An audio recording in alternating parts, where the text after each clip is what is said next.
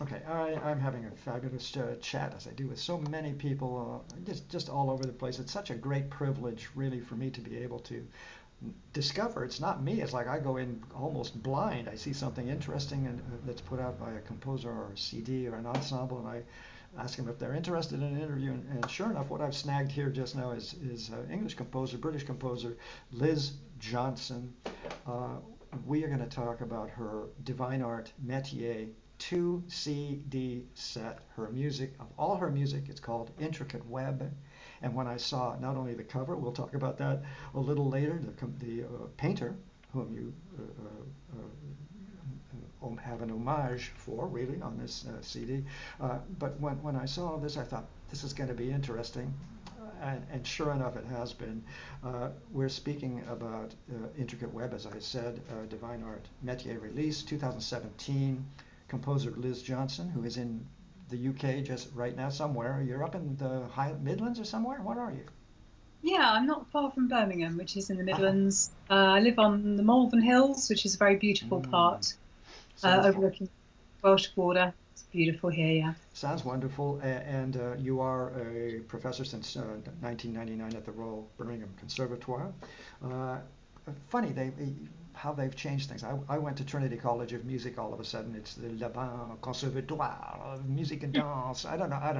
Anyway, you started cello study. That explains the cello suite, Hmm. which is magnificently composed. Thank you very much, with Anthony Lewis in your undergrad years, I guess, Yeah. of the Medici String Quartet. Um, then you taught. Well, let's go into this right now. What do you say? Let's plunge into your history because it's fascinating. Then you taught school, South London. Tell us about that. Yeah, so when I did my music degree and I wanted to teach, I was very disappointed with the teaching I'd received in my own school, and I wanted to be a better teacher than I ever experienced. So I went into teaching. I love working with kids, and that was my kind of ambition. Felt a real vocation to work with kids, and I trained to do like for the older. I don't know what you call it in the States, but from 11 to 18, I trained to do that, and High then school, I suppose, high school, in yeah. the So States. and then did that for a bit, but then decided that actually I wanted to teach kids about reading and writing and to work with the younger age groups. So I actually went into primary teaching and worked there for 10 years. And I loved every second. It was just a real joy, privilege to work like that. And then, but then I got into my early 30s or mid 30s, maybe even, and I I got to the point where I was facilitating everybody else being very creative. So we put on shows and we did all this stuff, and it was all great, and everyone thought it was amazing. But I felt quite frustrated in myself, and so I arranged with the school to take a year out to have a kind of year of unpaid leave, and I said to my husband, I think I want to do organic gardening, and he went, really? Um, okay, well, why don't you do composing, Liz? I went, well, what do you mean? He went, well, that's what you do. He said the garden's full of weeds, which is organic, but that's not what you do. You're a composer. And I went, really? And yes, that's what you do. Whenever you get time off, you start composing. I went, suppose I do. Yeah, and I hadn't even really noticed. And so I thought, well, where do I go? I was living in Birmingham at the time, so I applied to the master's program at Royal Birmingham Conservatoire and got in, much to my amazement. And then and for the first time started writing for instruments because I'd only ever written for voices. So my husband's a conductor. He was we ran had a choir together, and so I used to just write pieces because we had no money to buy repertoire, and it was cheap to write something new. And that's kind of how it all started. So I'd only ever written vocal and choral music, and then when I went into the masters, obviously I started to write for instruments, and that was found that tricky to work out because the text gives you so much. And I thought, well, if you don't have a text, how on earth do you start? And where do you get an idea from? And what's the justification for it? So that's when I decided to use a visual image as my kind of text, as it were. And I took some photographs. I'm very much into the outside world. It's very important to me. Took some photographs in my local park in Birmingham of some trees, and then that became Images of Trees, which is my first quartet, and that was the first piece I wrote. which is on the two CD set. And by the way, everything you've described so far answers so many of my questions that I just knew were there. Your interest in photography, your interest in the spoken, written word. Your Now I'm much clearer. I would have declared you the genius of all time had I now. I'm now a little calmer because I realize that you have had musical training and even taught music in the schools and so on. But the real thing is unleashing your own person, isn't it? And by the way, thank you very much for good partners. This is the second Absolutely, yes. second woman whose partner said, Yeah. here's what you should be doing, do it. Exactly. So yes, God bless my wonderful husband, who still carries on supporting me um, on a daily basis. Especially now that you've gone completely crazy. We'll get there. You know what I mean? You are a performance artist. I mean, I have a feeling you're moving in that direction. We'll talk about that in a bit. But it's amazing. Anyway, anything more about this little backstory, and then we'll.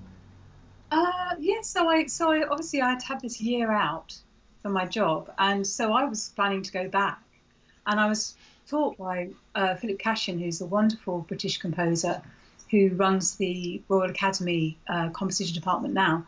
But at the time, he was working at Birmingham, and he said, don't go back to the day job, Liz.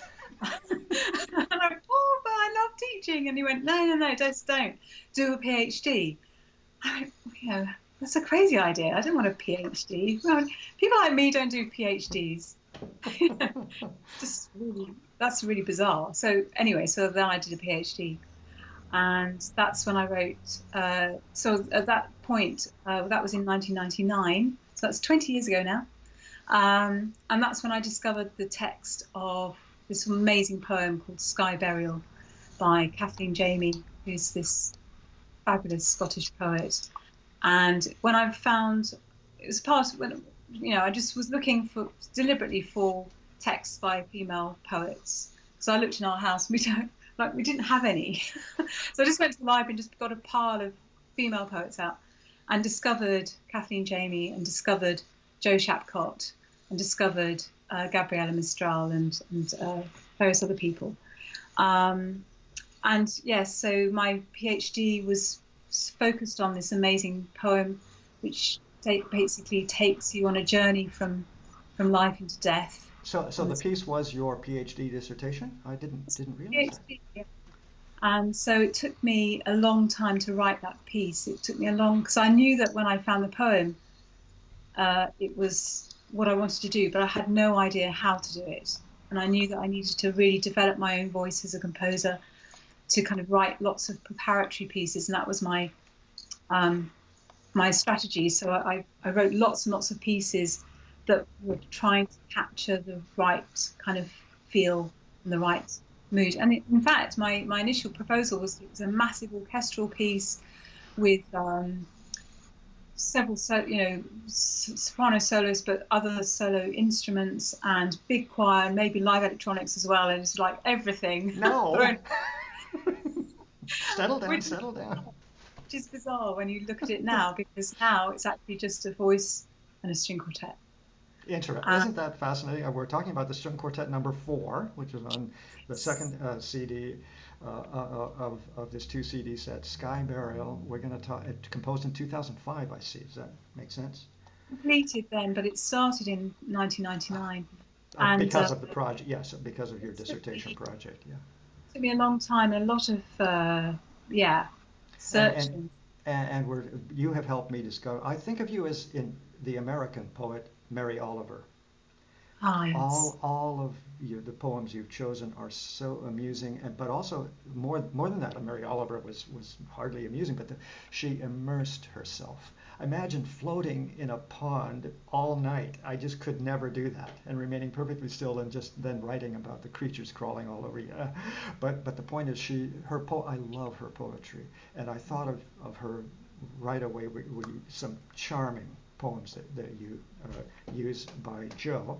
I had to look her up. Being a She's man, I just immediately thought, oh, Joe, okay, some guy.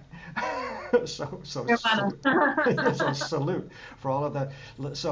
Since we kind of started with the quartet number 4 for soprano and string quartet, Sky Burial. What an incredible poem. And by the way, I love the way you choose very narrative pieces. And then, as I say in a question about 3 pages up in my notes here, it's like I know, of course, I'm a conductor by training. I look for the landscapes and the imagery. All my life I've seen that. I look for those things as you do. But you, and so many composers, of course, were trying to speak to a narrative. But you speak to this narrative. Your narrative is precise, it seems to me.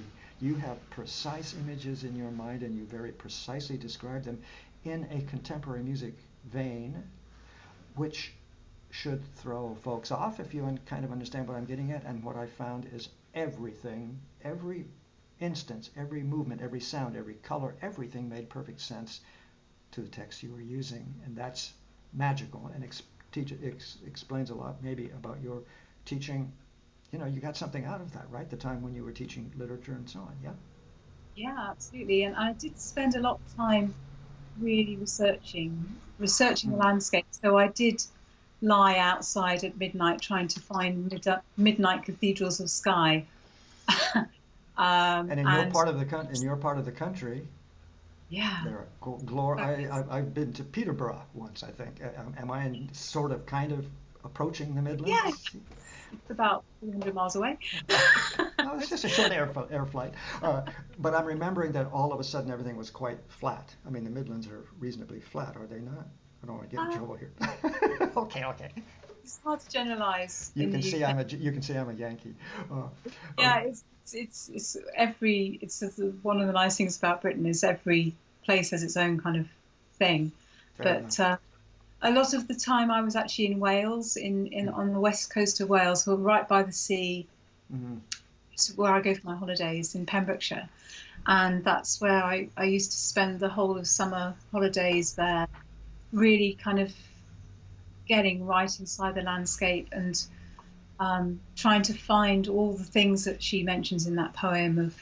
She mentions iris leaves rustling, so I went and found iris leaves and listened to them rustling, and It's wonderful. We're talking about the poet Kathleen Jamie, and here's a little something you mentioned earlier, that you would lay and try and find that starlight night kind of thing in preparation for this piece. Quote, and this, by the way, is a poem tracking the journey, as you say in your wonderful, by the way, scholarly, fabulous program notes, extended narrative poem tracking the journey and ceremony of a woman being carried through her dying and her death. But she is a witness, yeah? And even as she is scattered to, I presume it was a kind of burning ceremony. I'm imagining maybe a funeral sort of burning, because here's a little quote: "Raise your arms, part the blue sky to a dark pupil, intelligent eye, ice black retina of stars." Wow. I mean, incredible. By the way, I love the way you use color. I'm thinking of you have your soprano. By the way, let me run up and give this woman ah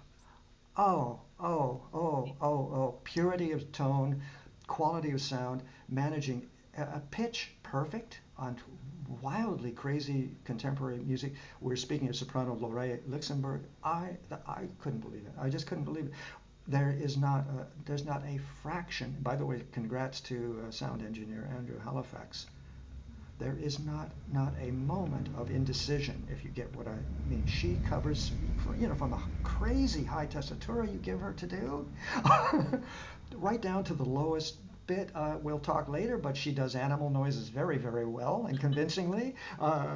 Fabulous. And while I'm at it, I'm drifting all over the landscape here, but since we're speaking about soprano Lore Luxemburg, just incredible. Please, everybody, run out and buy this CD set just for her. If not, cellist Heather, is it Tuach? Tuach. I Tuach. think it's Tuach. She's Canadian. Oh, that explains her last name, I suppose. Anyway, Heather, just phenomenal cellist. Are these through contacts in Birmingham at the Conservatoire? How do you get these people? The Fitzwilliam Quartet, and so who have I forgotten? Clarinetist Ronald Woodley. I mean, it's just first class musicians, professionals. I met Laurie through Birmingham Contemporary Music Group, BCMG, which is a fabulous kind of international standard contemporary group, which was set up by Simon Rattle. And so Laurie worked with BCMG. I was working with BCMG to run some of their workshops with a kind of audiences, so with children and with adults, working with musicians from BCMG, and so I got to know Laurie through that. And then she sang I wrote a mini opera that was at Covent Garden. Yes. Really? Oof. Yes. In the foyer of of the smallest theatre in Covent Garden, but it was in Covent Garden. Yes. At the Royal Opera House, but yeah, in the foyer, in the bar. And Laurie sang. I thought you said in the bath for a moment. No, not in the bar. I was thinking. We were drinking. No. But yes, so Laurie sang for me in that like mini opera, kind of. It's like a pre. Is that when you lost your head and said this is the greatest soprano of contemporary music ever? I'd already decided that because I'd heard her perform some incredible improvisation pieces with. It was actually a piece of, what was it? I'll think of it in a minute. Serenade to a Satellite by, and I can't remember but it's an improvisatory piece. And it was Peter Weigel conducting, who's another great British composer conductor. And she was singing top E's to bottom G's. And just being an instrument within this group. Wow. Just flawless, fabulous. Clarinetist Ronald Woodley, I think I read, is he on faculty at Birmingham? So he was, at the time that we recorded this, he was head of research at the Conservatoire in Birmingham. And he commissioned this big clarinet quintet. He kind of knew, he was one of my tutors doing the PhD, so he got to know me and my music through that.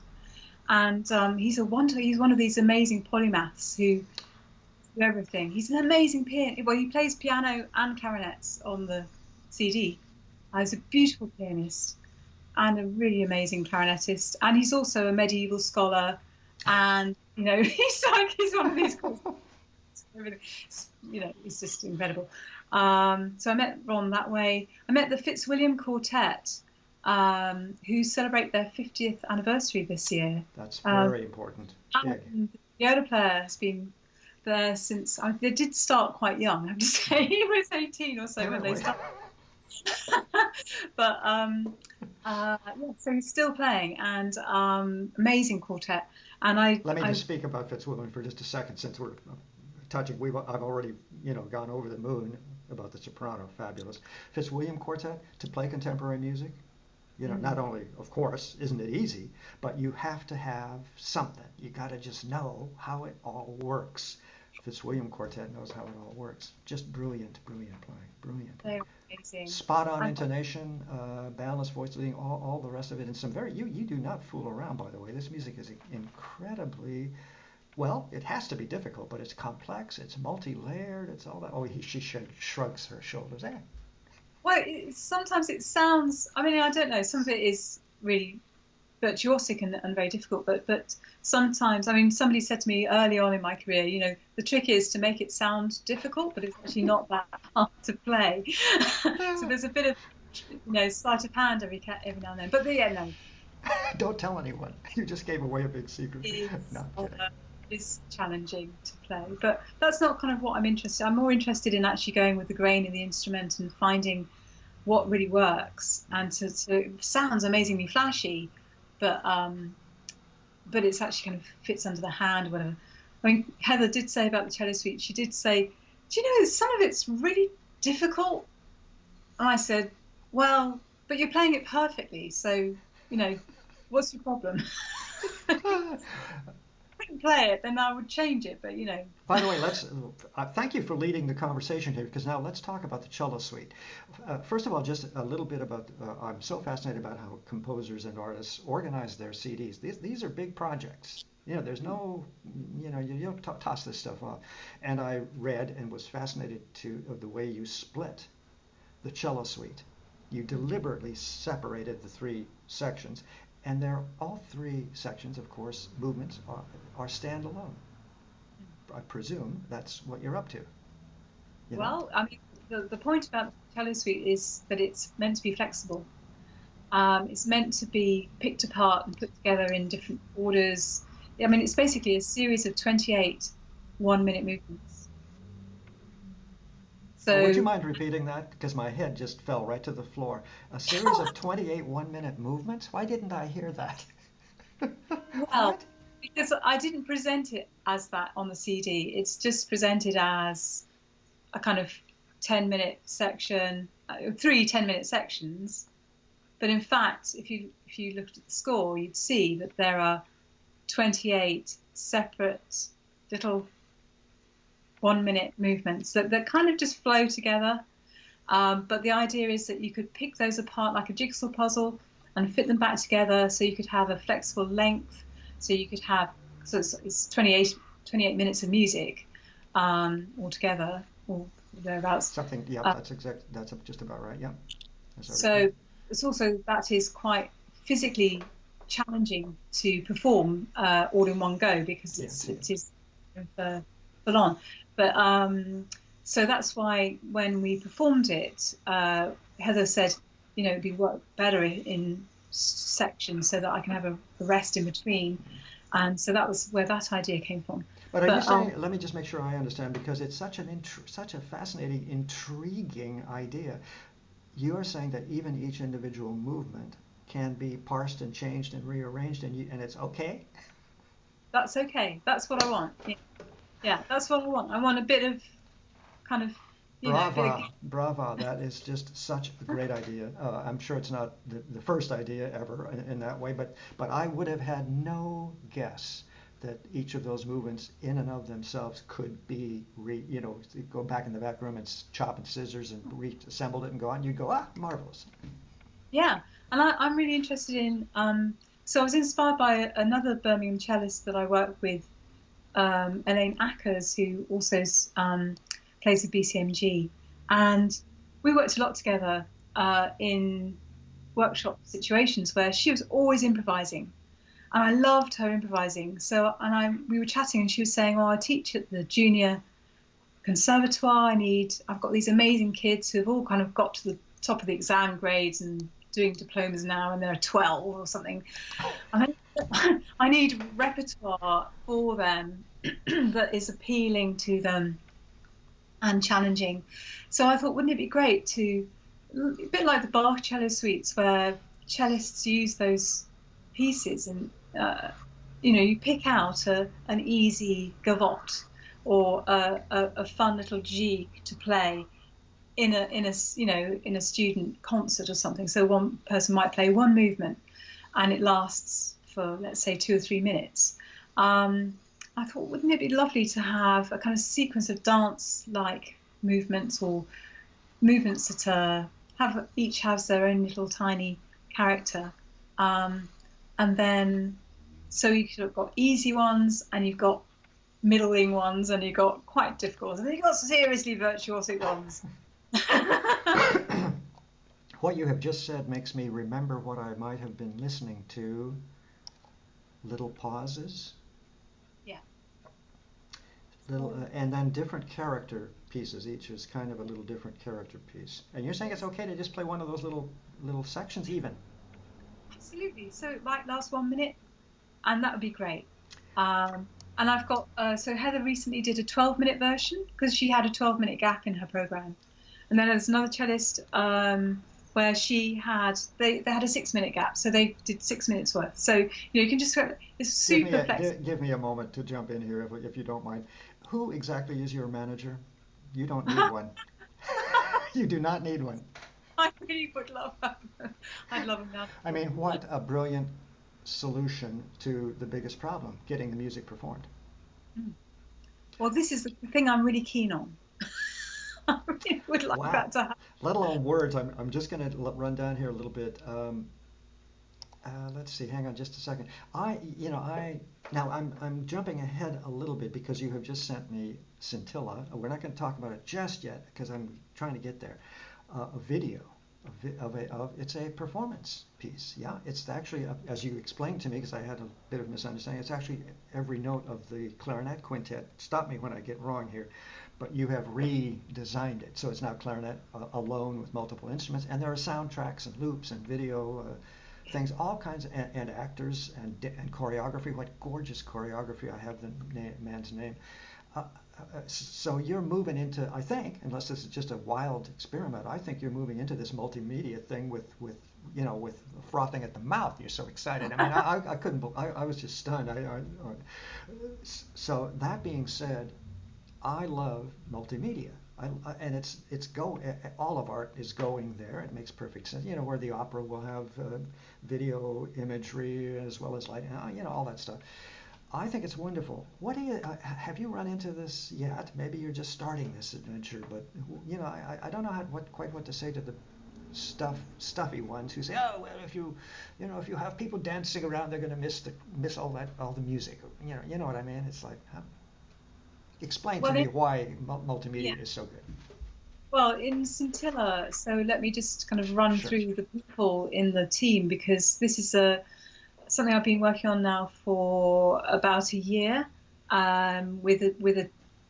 inviting people to work with me to develop this big staged piece. But it has massive ambition to do many, many things. But to start off with, I've got a digital artist who's designed all my live electronics, James Dooley, who's an absolutely fabulous guy. My choreographer, Dane Hurst, who is just extraordinary and the most wonderful person to work with. And he's dancing as well. And then clarinetist Jack McNeil, who's a fabulous player and has a great stage presence. He does, yes. He's a very good reader. And the whole thing is based around this book, which I happen to have just here. So this book, which is Crag Inspector by David Hart, and I discovered this book in about 2000, and when I read it, it's 80 pages long. It's huge. It's a poem. It's one big long poem. It's a poem. It's not a book of poetry. It is a poem, and I know the poet. I met him quite a while back, and we talk about how I can interpret that. And in fact, I've kind of been working on Crag Inspector text for as long as I've found the poem. So Scintilla is based on that poetry, and both the clarinetist and the dancer speak the poetry as part of the performance.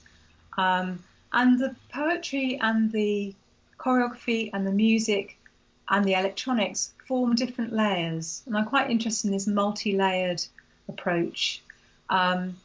Sometimes there is music without choreography. Sometimes there is choreography with very little music happening, maybe just a drone or some kind of very kind of quiet sounds.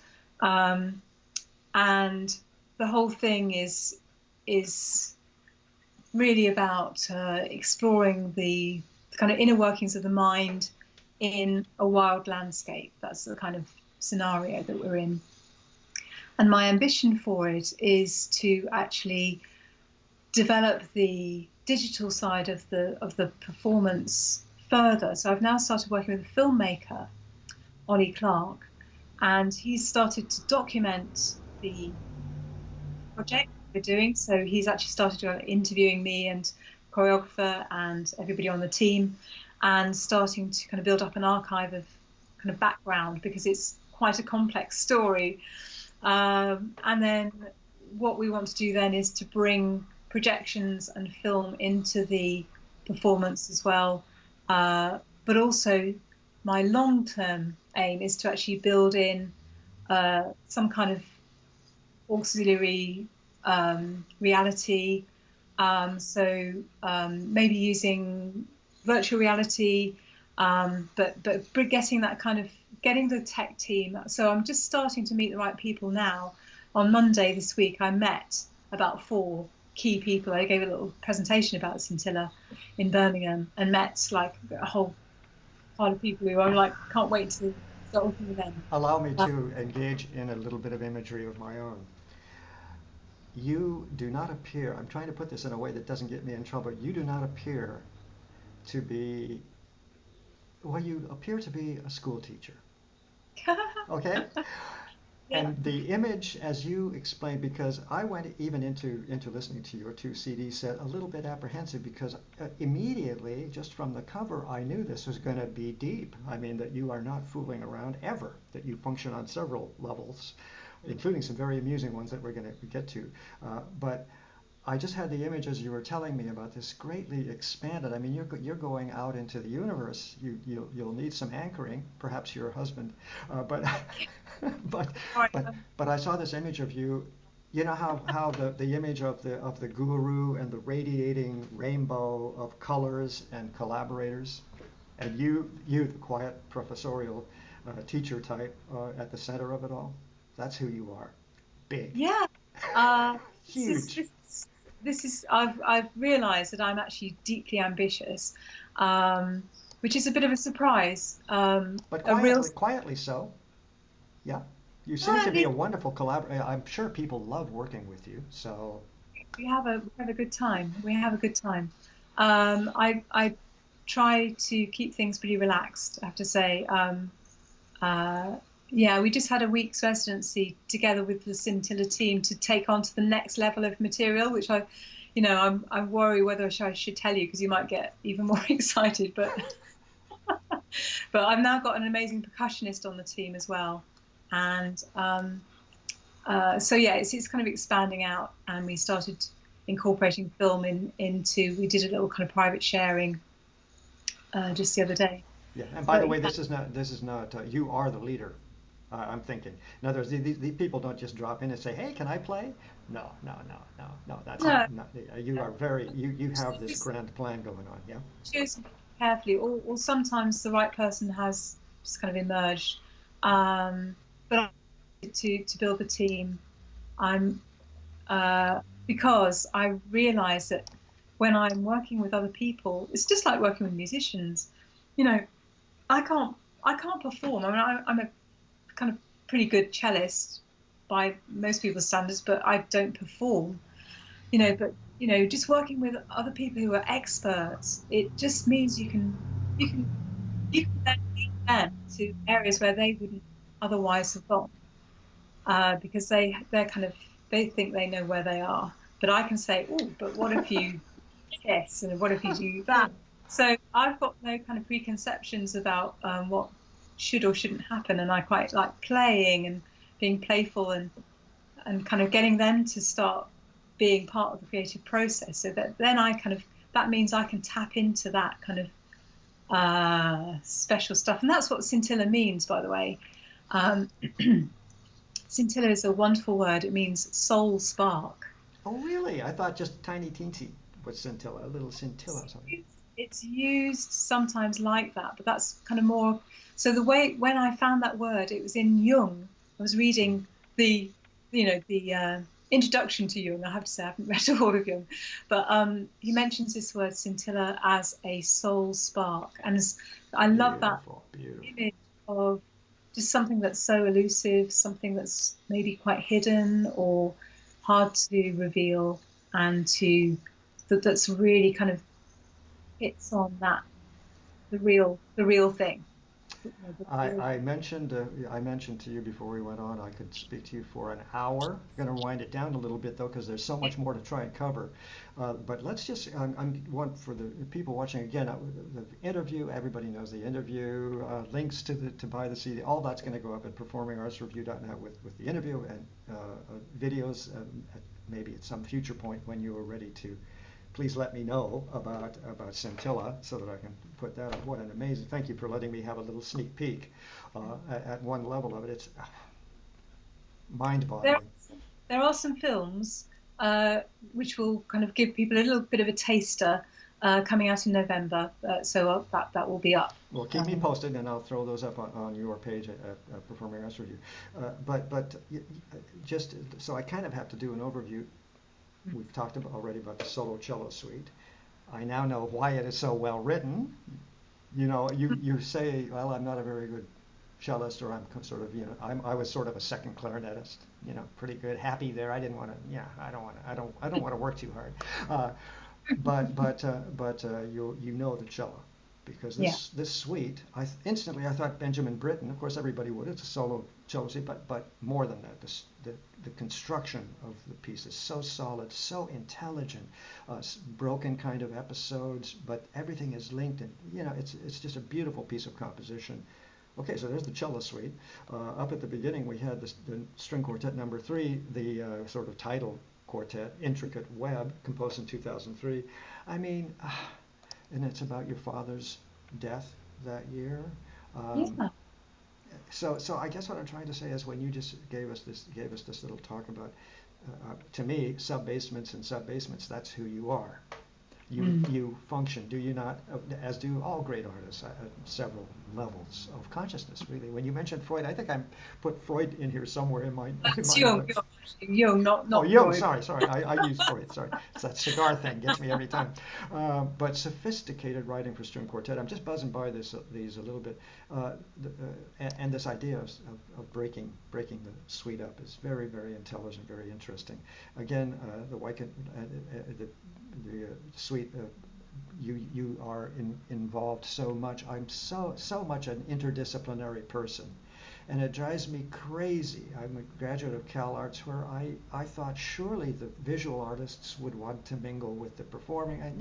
Now everybody's in their own world still, but you really are mixing things with your interest in artist Ben Hartley, as inspiration, poetry, and so on. I think I would like to just to do a little touch, and the clarinet, viola, and cello piece. I mean the double CD set is a treasure trove, by the way, of incredible music and encore pieces. Mhm. Fabulous. But I want to just take our last few minutes here. I'm going to take us over a bit, but I have to read Cabbage Dreams. Okay? Okay, yeah, great. This is the wonderful poet Joe Shapcott, English poet. Cabbage Dreams. This is from 2003, is it? The composition of Cabbage Dreams. I Oh, see something great. about 2002, 2009. It doesn't matter really, but for voice and piano, Cabbage Dreams. Ready? After dark, cabbages are proud and brilliant, super cool.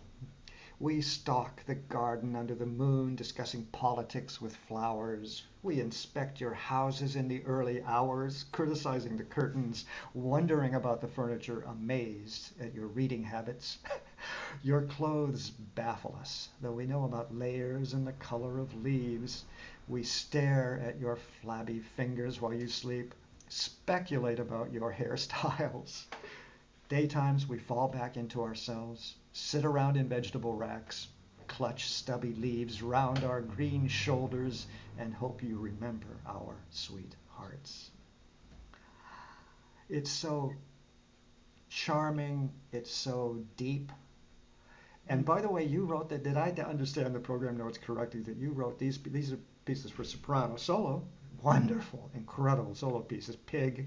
I don't think I have time, but the Pig is a masterpiece of performance, Mm. let alone composition.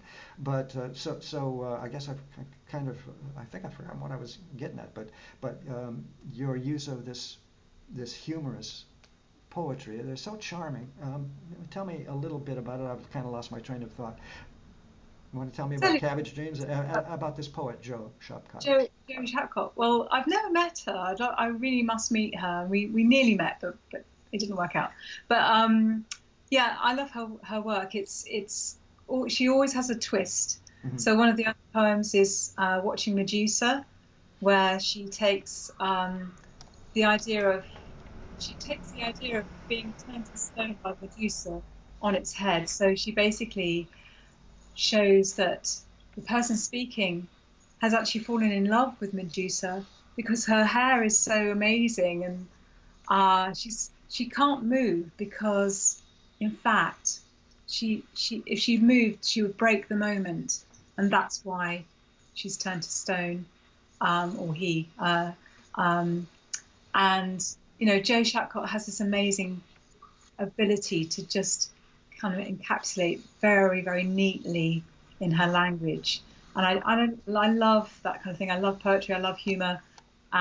So yes, Pig is you think of me as clean and tasty. You don't want to know about the mud, the tail, the terrible trotters. Don't want to know about the neat little hats in my wardrobe. This is where she goes so crazy. It's wonderful. The lengths and lengths of breaststroke, and the mad The days and days nights and nights. buffet, and my mad rapture for mollusks. That's so English somehow. My mad rapture for mollusks. And this is the pig speaking. That's what's so It's the wonderfully pig. amusing. It's also very. It's. I guess I don't know if animist is right, but I remember now what I was going to say. Lizette is a vegetarian, right? A vegan, full on. The soprano, or who is? Uh, You wrote these pieces. well, I dedicated to my friend who's a vegetarian. Yeah, so Cabbage Dreams. I just thought, she obviously thinks Oh, about cabbage. and pig is very very touching. Also the wonderful elephant woman. Yeah, But about Joe, the way she can take it's almost like the Latin writers. Say, I forgot about, visionary, magical realism. For yeah. example, unfurl my ears across the kitchen. She's talking elephant woman. Nothing left except to grow into my elephant skin, expand into the great folds, unfurl my ears across the kitchen, remove myself into the bathroom for 9 days to celebrate my Celebrate nose. those. Wonderful. And by the way, well, I guess what I'm trying to say is I am really glad to meet you because you are a major composer. There's no doubt in my mind whatsoever. I'm sure Britain is saying, well, of course, idiot, yank. Just I went in afraid to Mm. this listening because of the cover. The cover kind of, speaking of Medusa, It's you kind show of a it. couple of Yeah. things. It's just here. So it is quite Medusa-like, I It, suppose. it is, and yet the title is. Do you remember? I've got it up here somewhere. Intricate web. The title is In Pursuit of Happiness. Oh yes, the title of the painting. Yeah, this painting is hanging up downstairs in my living room. We It's love this wonderful. painting. But It's as you just can see, there are sub-basements and sub-basements and sub-basements just in that image. So I went in a little afraid, and I have to tell ah, you again, as I've said in my notes, every single moment, if you will, of music that went by my ears made perfect sense. That's big. that was the plan. Of course, it's always the plan with composers, but sometimes it doesn't work. Just incredible. So you have the gift. You may thank your husband, and you may thank your professor who said, "Come, don't go back to school. Get away from that day life and have your own life." And you have. It's just brilliant. A great pleasure. Uh, Composer Liz Johnson. I can't wait to get this one up. Your 2017 Divine Art Métier 2 CD set. It's a big chunk of incredible music. By the way, those little pieces for soprano that we mentioned and had fun with reading the poetry, they are superb encore pieces.